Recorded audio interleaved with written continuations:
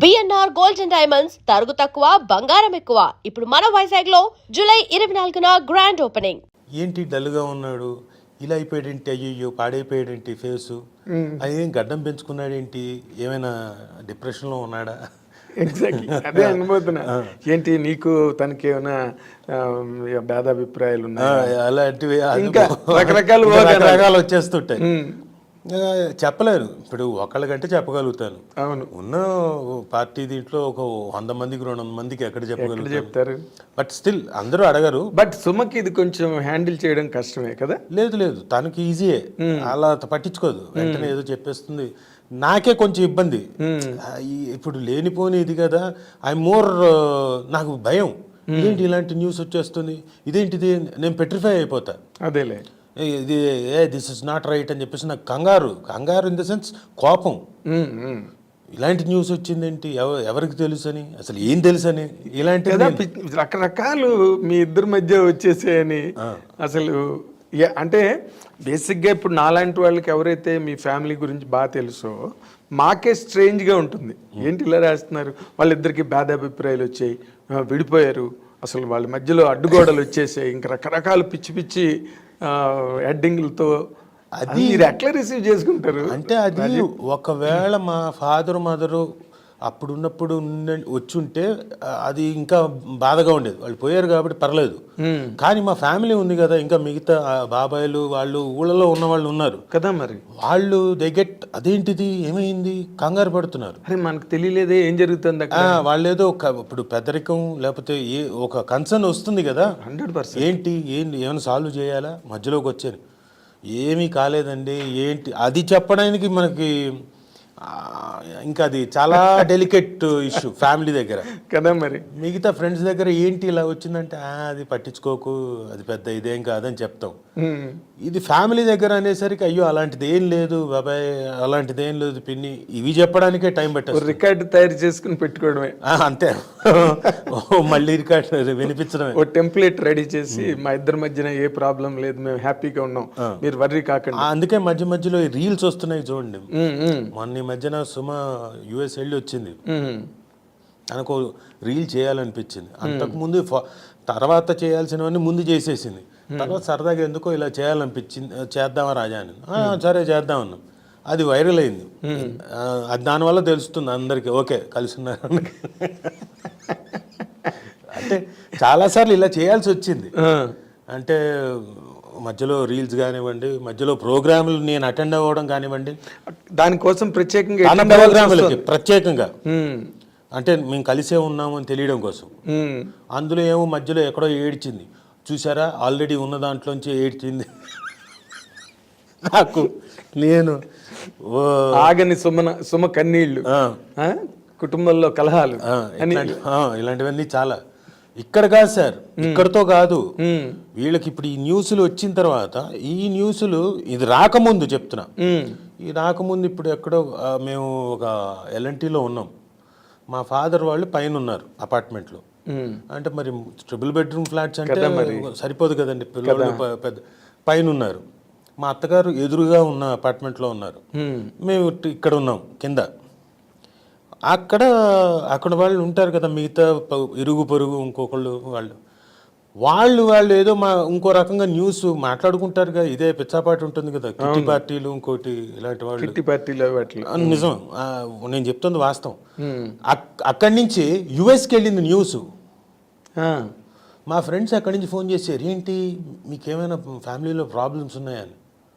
దేనికి అసలు, అదేంటి మీ ఫాదర్ వాళ్ళంతా పైన ఉన్నారంట, మీరు అయ్యే నాయన ఏం లేదురా నాయన, ట్రిపుల్ బెడ్రూమ్ ఉంది, అబ్బాయి పెద్దవాడు అయ్యాడు, ఇప్పుడు మా సుమాను నా కూతురు ఒక రూమ్ షేర్ చేసుకోగలుగుతారు, నేను ఒక రూమ్లో ఉన్నాను, ఇందులోనే అందరూ ఉండలేరు కదా, మా ఫాదర్ పైన ఉన్నారు, మదర్ పైన ఉన్నారు, మా ఆంటీ ఎదురుగా ఉన్నారు, ఆల్రెడీ ఆవిడ సంవత్సరం ముందు నుంచి ఉంది, so she can't come out, she established, తన సామ్రాజ్యం నీట్గా తంది అని ఒకటి ఉంటుంది కదా. అవును, కాబట్టి ఏం కాలేదు. అక్కడ చాలామంది డిస్కస్ చేసుకుంటున్నారు. వాళ్ళు చెప్పారు, చాలా రాజీవ్ ఇక్కడ చాలా దారుణంగా డిస్కస్ చేసుకుంటున్నారు, మీరు మీ మధ్యన ఏదో ప్రాబ్లమ్స్ వచ్చాయని, ఐ ఫెల్ట్ వెరీ బ్యాడ్ అంటే, అవునా అట్లాంటిది ఏం లేదులే అని తోసిపుచ్చేసాను. అంటే ఆ 4-5 ఏళ్ల నుంచి నలుగుతోంది ఇది. అవును. ఆ నలుగుతున్నది పరాకాష్ట ఎప్పుడంటే మొన్న 1.5 years బ్యాక్ వచ్చేసింది. అవును. ఓహో, ఇంకా చాలా సీరియస్గా వచ్చాయి లాస్ట్ కపుల్ ఆఫ్ ఇయర్స్లో. అంతే. ఏకంగా విడాకుల వరకు అదే పరాకాష్ఠకి అదే అంటే 1.5 year బ్యాక్. 1.5 year 2 years. తర్వాత చెప్పాల్సి వచ్చింది కాదని. మీకు ఇదో ఛాలెంజ్ కదా. ఇదొక ఇప్పుడు సుమ తన కెరీర్లో చాలా బిజీగా ఉంది. చాలా గ్రాడ్యువల్గా తను అలాగా చాలా స్టెడ్ ఫాస్ట్గా పెరిగి ఈరోజు మంచి పీక్లో ఉంది. నువ్వేమో నీ సినిమాలు, నీ గొడవ, నీ షూటింగ్లో నువ్వు బిజీగా ఉన్నావు. అసలు మీ ఇద్దరు కలవడం, ఒక షేర్ చేసుకోవడం, ప్లెజెంట్రీస్, అదే పెద్ద టాస్క్. అంటే అదే పెద్ద టాస్క్, దాన్ని మించిన టాస్క్ ఇది. అంటే ఇక్కడ మేజర్ ప్రాబ్లం ఎక్కడ అంటే సార్, పిల్లలు స్కూల్కి వెళ్తున్నారు, పక్కన వాళ్ళు అడుగుతారు what about your father and mother, they got divorce. ఇది కొంచెం ఇబ్బందికరమే కదా ఆ వయసు పిల్లలకి. ఏంటో కూడా తెలియదు. అబ్బా, ఇది ఒక పెద్ద ప్రాబ్లం. అంటే కనీసం అరే ఆలోచించలేదా వీళ్ళు రాసేవాళ్ళు, పిల్లలు ఉంటాను మేమన్నా ఏం చెప్తాం కదా పాపం. వాళ్ళు ఏదో రాశారు, పిచ్చిగా రాశారులే అమ్మాయి, ఇలా అంటున్నారు పక్కన ఫ్రెండ్స్, జస్ట్ ఇగ్నోర్ ఇట్. ఆ తర్వాత ఇప్పుడు కొంచెం మెచ్యూర్ అయ్యారు కాబట్టి కొంచెం దేర్ నౌ 12th క్లాస్లోకి మా అమ్మాయి వచ్చింది, ప్లస్ మా అబ్బాయి బీకామ్ అయిపోయింది, నవ్విస్తూ ఇప్పుడు లైట్ తీసుకున్నారు అన్నీ. వాళ్ళకి అలవాటు అయిపోయింది. అంటే ఒకటి అయిపోయింది, ఇంకొకటి అయిపోయిన తర్వాత వాళ్ళకి ఇంకేముంటుంది. అవును, అట్లాంటిది ఏం లేదు. They know what we are, what kind of families. Okay, మిగతా బయట వచ్చేవన్నీ పట్టించుకోవట్లేదు. అవును. అంటే నార్మల్గా ఎక్కడ మామూలుగా ఇన్ జనరల్గా ఎలా ఉంటుందంటే, నువ్వేమో వెరీ కామ్ గోయింగ్, వెరీ సాఫ్ట్గా వెళ్ళిపోతుంటుంది వర్క్, నీ స్టైలు. అవతల సుమదేమో అసలు అలా ఫ్లేర్ అప్ అవుతూ ఉంటుంది రోజు. ఆ ఫంక్షన్స్ వైబ్రెంట్గా ఉంటుంది. తను చాలా అసలు ఫ్లేరింగ్గా బ్రహ్మాండంగా ప్రోగ్రామ్స్ చేస్తూ, నువ్వేమో కామ్గా సటిల్గా ఉంటావు నువ్వు. అంటే ఈ సింక్ చూడడానికి కూడా ఇద్దరు సింక్ అవరు. అలా ఏం లేదండి, నేను వైబ్రెంట్గానే ఉంటాను. I'm talking about the public view. మీ ఇప్పుడు మీరు హ్యాపీగా ఉన్నారు, ఐ నో దట్. నాలాగా మీ ఫ్యామిలీకి అటాచ్ అయిన వాళ్ళందరికీ తెలుసు, దే ఆర్ వెరీ హ్యాపీ. నాకే ఎన్నో ఫోన్లు వస్తుంటాయి, ఏంటి నిజమా ఇది అది అని చెప్పి. నిజమా, వాళ్ళు హ్యాపీగా ఉన్నారు, వాళ్ళు ఎవరు ప్రొఫెషనల్ వాళ్ళు హ్యాపీగా ఉన్నారు, సక్సెస్ఫుల్గా అని చెప్తుంటాను నేను. బట్ ఈ ఛాలెంజ్ని సైకలాజికల్గా సుమ ఎట్లా రిసీవ్ చేసుకుంటుంది? బీయింగ్ ఎ ఉమెన్ పట్టించుకోలేదండి. అవునా? ఎందుకంటే పట్టించుకోవడం మొదలు పెడితే ప్రతిరోజు తనకి ఇబ్బందే, బాధ. నేను ఇంకా బాధపడ్డాను, కానీ ఏంటి ఇలా అని చెప్పేసి నేను చాలా అఫెండ్ అయిపోయి నేను చాలా బాధపడ్డాను. తను అసలు పట్టించుకోలేదు. If you keep on thinking about this, you will keep on thinking. నువ్వు ఇంకా ఇంకా ఇంకా బాధలోకి వెళ్తావు, వదిలేయని. వదిలేయడం అన్నంత మాత్రం అంత ఈజీగా మనం తీసి పక్కన పెట్టేయగలుగుతామా? ఇది ఏమైనా టోపీ. సో అది కొంచెం ఇబ్బందిగానే ఉండేది నాకు. తర్వాత ఓకే, ఇప్పుడు అయిపోయింది, వచ్చేసింది, రాసేసారు, ఇప్పుడు మనం చేయగలిగింది ఏం లేదు. దాన్ని ఏమైనా అంటే మళ్ళీ ప్యాచప్ లాగా, అంటే చూడడానికి వాళ్ళందరికీ తెలియడానికి, కలిసి ఉన్నామని తెలియడానికి చేయగలిగితే చేయడం, లేకపోతే దాన్ని వదిలిపెట్టేసి మన జీవితాన్ని మనం చేసుకుంటూ వెళ్ళడం. అంతే, రెండే ఆప్షన్స్ ఉన్నాయి, అవి రెండు చేస్తూ ఉన్నాం. అదే అప్పుడప్పుడు కనపడుతూ అప్పుడప్పుడు అది మీకు మ్యాండేటరీ అయిపోయింది కదా, పబ్లిక్ కి to tell that you are happy together. ఆయన పబ్లిక్ ఒప్పుకోవట్లేదు, వాళ్ళు కొంత ఇన్ఫర్మేషన్ వెళ్ళిపోయింది కదా సార్, అందుకని వాళ్ళు వీళ్ళంతా ఏదో హాని నటిస్తున్నారు పబ్లిక్ కోసం అని చెప్పేసి అన్న. ఒక కింద కామెంట్స్ లో ఒకళ్ళు చదివాను. సరే, ఇప్పుడు నేను రియాక్ట్ అయితే నాకు బాధ, నాకు కొంచెం ఎమోషనల్గా ఉంటుంది. రియాక్ట్ అవుదామా, ఆన్సర్ చేద్దాం అనుకున్నా, వేస్ట్, ఆన్సర్ చేసి వేస్ట్. మళ్ళీ అది ఆన్సర్కి ఆన్సర్ ఇంకా మళ్ళీ క్వశ్చన్స్, అది అలా ఉంటుంది. సో ఇట్స్ నాట్ వర్తీ అని వదిలేసాను. ఎక్కడొక్కడ దానికి స్టాప్ పేజ్ అనేది మీరు వదిలేస్తేనే అది ఆగిపోతుంది.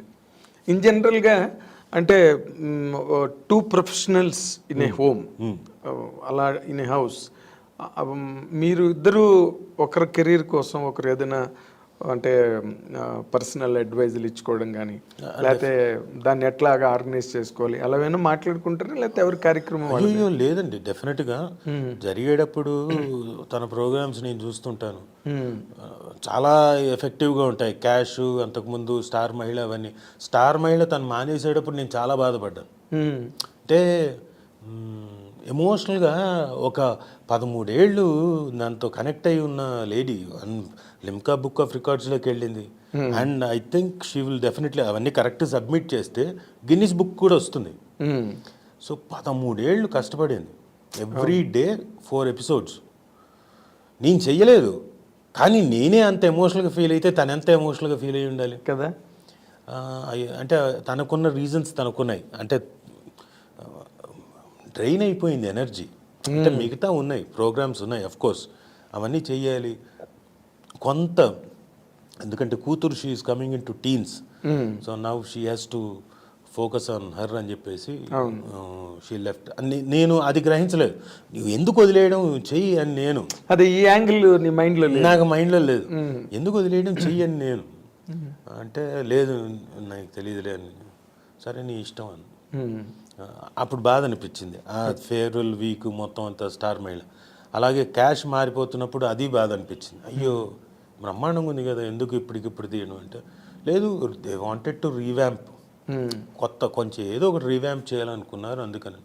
సరే okay, but any programme it is successful. చలో ఓకే. ఓకే, తనకి మళ్ళీ అంటే తను కూడా స్లోగా వర్క్, అలాంటి వర్క్ తగ్గిస్తోంది. ఎందుకంటే షీ హ్యాజ్ ఈ మన ఫిలిం ఇవి ఉన్నాయి కదా ఫంక్షన్స్, అవన్నీ దానికి ప్రిపేర్ అవ్వాలి కంపల్సరీ. ఆ రోజు ఏంటి కొత్తగా ఏదో ఒకటి చేయాలి. ఎవ్రీ ఫిలింకి తను ఏదో కొత్తగా ఏదో చేయాలి కదా. కాబట్టి కూర్చొని నోట్స్ రాసుకొని అన్నీ ఎంత అనర్గళంగా చెప్తుందో అసలు. దాన్ని ఏమంటారు వాళ్ళు, స్పాన్సరర్స్ ఉంటారు కదా, ఆ స్పాన్సరర్స్ 6 ఉన్నా 8 మంది ఉన్నా డజన్ ఉన్నా అలా నోట్లోంచి అలాగా అనర్గళంగా వచ్చేస్తాయి.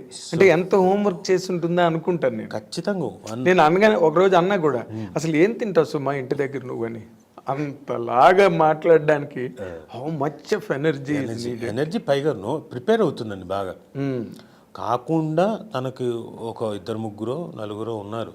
షీ పిక్సప్ అందులోంచి ఎవరినో ఒకరిని రైటర్ని, లేదు తినకు కుదిరితే తినే రాసుకుంటుంది. ఓకే, ఎవరినైనా తిని ఇంకా బిజీగా ఉందనుకోండి, కొంచెం మీరు ఏదైనా 4 మాటలు వాక్యాలు రాసి ఇవ్వండి, డిస్క్రిప్షన్ అడ్రస్ చేయడానికి, అబౌట్ హీరో కానివ్వండి, అబౌట్ దాట్ పర్టికులర్ టైటిల్ గురించి కానివ్వండి అని, ఇవన్నీ ప్రిపరేషన్ ఉంటుంది. ఓకే, సో హార్డ్ వర్క్, చాలా హార్డ్ వర్క్ అండి. సింపుల్గా ఆ రోజున లైవ్ కాబట్టి అప్పటికప్పుడు వచ్చి చేసేయడం ఏం కాదు. అవును, దానికి ప్రిపరేషన్ ఉంటుంది, చాలా హోంవర్క్ కావాలి దానికి. స్టేజ్ ఎక్కిన దగ్గర నుంచి భయమే కదండి, అన్లెస్, ఎందుకంటే ఇంతమంది స్పాన్సర్స్, ఇంతమంది గెస్ట్లు, ఇంతమంది వచ్చేవాళ్ళు. సడన్గా ఇప్పుడు లిస్ట్లో ఉన్నవాళ్ళు ఒకళ్ళు ఉంటారు, అప్పటికప్పుడు వచ్చేవాళ్ళు కూడా ఉంటారు గెస్ట్లు, లేని అనుకోకుండా సడన్గా అనుకోకుండా ఆ రోజుకి ఆ రోజు ఫిక్స్ అయి ఉంటారు. అప్పుడు వాళ్ళని కూడా చూసి అడ్రస్ చేయాలి కదా. ఎగ్జాక్ట్లీ, చేయకపోతే కష్టం కదా. అవును, అనుకోని అతిథులు వస్తుంటారు అప్పుడప్పుడు. సో అది కూడా తనకి అందరు తెలుసు కాబట్టి చాలా ఈజీగా హ్యాండిల్ చేస్తుంది. అవును, ఇప్పుడు కొత్త వాళ్ళ సబ్జెక్ట్నైనా అంత ఎఫర్ట్లెస్గా ఎలాక్వెంట్గా హ్యాండిల్ చేస్తుంది. అంటే ఇన్ జనరల్గా ఇది కేవలం మీ ఫ్యామిలీతో నాకున్న అటాచ్మెంట్తో అడుగుతున్న ప్రశ్న ఇది. ఎలాగంటే ఒక బిజీ వైఫ్, ఒక స్టార్డమ్లో ఉన్న వైఫ్, ఒక హస్బెండ్ ఉన్నప్పుడు మనకి ప్రైడ్ అండ్ ప్రెజుడిస్ అని ఒక నవల, జాన్ ఆస్టన్ రాసిన నవల ఒకటి వచ్చింది. తర్వాత అభిమాన్ అని హిందీలో వచ్చింది ఒక సినిమా. ఇలా ఇది నార్మల్ కోర్స్ హ్యూమన్ సొసైటీ. అలాంటివి ఏమైనా ఉంటాయా మీ మధ్యలో? లేదండి, ఎందుకంటే అంటే తను ఒకవేళ యాక్టింగ్ వైపు కనుక వచ్చి ఉంటే అప్పుడేమో టోటల్గా తనకి కంపేరింగ్, యాంకరింగ్, అటు కదా మాస్టర్ ఆఫ్ సెరమనీస్గా ఎంసీ కింద వెళ్ళిపోయింది. కాబట్టి షీఈ్ నాట్ ఏ విధంగానూ ఈ పర్టికులర్ నా జాబ్ యాక్టింగ్ కాదు. అవును, కాబట్టి లేదు నాకు. ఒకవేళ ఉండుంటే ఏమైనా వచ్చిండేదేమో నాకు తెలియదు. సో లేదు, అంటే ఏమో జయమ్మ పంచాయతీ చేసింది కాబట్టి అలాంటివి ఏమైనా ఇంకో 4-5 వస్తే అప్పుడు నాకు కూడా ప్రైడ్ అండ్ ప్రెజుడిస్ లాంటిది స్టార్ట్ అవుతుందేమో. అదేలే, ఇప్పటికైతే లేదు. అయితే తను ఏదో చెప్పబోతున్నావు. తను నాకు ఏంటంటే నేను చేసే సినిమాలకి నువ్వు ఎందుకు ఇలాంటివి సింగిల్ సీన్లు అలా వచ్చి చచ్చిపోయేది ఎందుకు అదే చేస్తున్నావు? మొన్న ఎప్పుడో స్టేజ్ మీద కూడా మా ఆయన్ని ప్రతి సినిమాలో చంపేస్తున్నారు మీరేంది. ఎందుకు చేస్తున్నా అరే నాకు వచ్చినప్పుడు నేను ఐ కాంట్ సే నో. అవును, నన్ను ఏదో ఉండి వాళ్ళు పిలిచి సార్ చాలా ఇంపార్టెంట్ సీన్ అండి మీరు చేయాలండి అన్నప్పుడు ఏదో నన్ను ఆశతోటే కదా నేను చేస్తాను అంటే నువ్వు ఆ సీన్ లో ఉంటే ఆ సీన్ కో వెయిటేజ్ వస్తుంది అనుకోనే 100% డైరెక్టర్స్ ఫీల్ అవుతారు కదా, అరే రాజీవ్ కనకాల ఉంటే ఎమోషనల్ సీన్ ఉండి పండుతుంది. ఇప్పుడు ఎందుకు నిన్ననే మేము బాక్సాలే చూసాం ఫర్ ఎగ్జాంపుల్. ఆ బాక్సాలలోని ఆ ఆర్టిస్ట్ని నువ్వును శ్రీసింహ ఇద్దరు కిడ్నాప్ చేసి పట్టుకెళ్తున్న సీను నువ్వు కాకపోతే